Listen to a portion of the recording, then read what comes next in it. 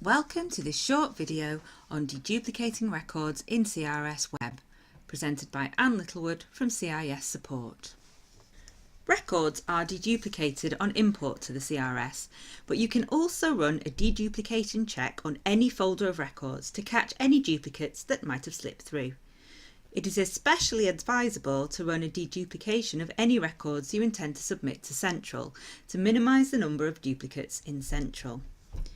To begin the deduplication process, click Deduplication on the toolbar. You'll then be presented with some options for choosing a filter to deduplicate with. There are several built-in options, or you can create your own. There is another video and PDF on how to do this.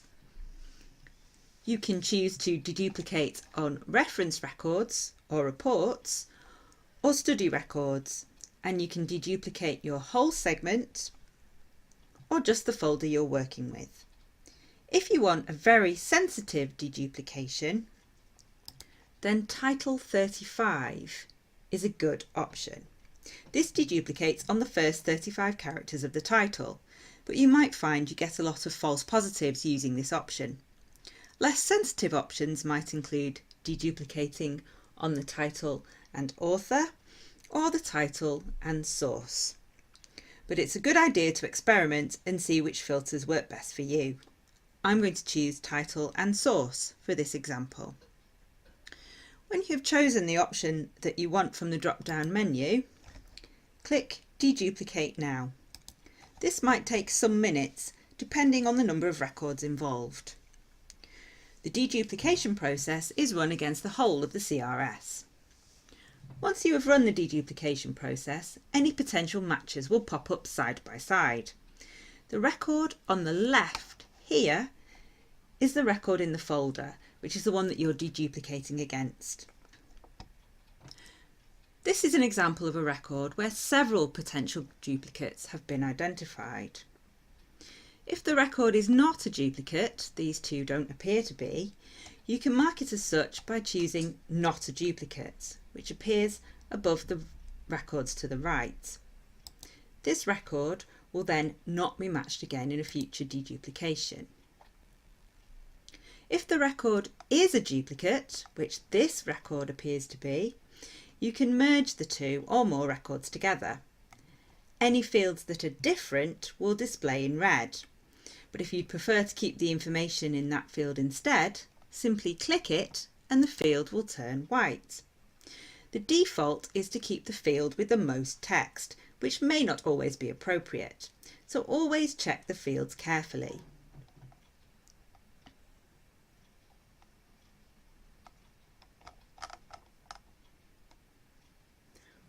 When you are happy with all the information, click Merge Records and the two or more records will merge together.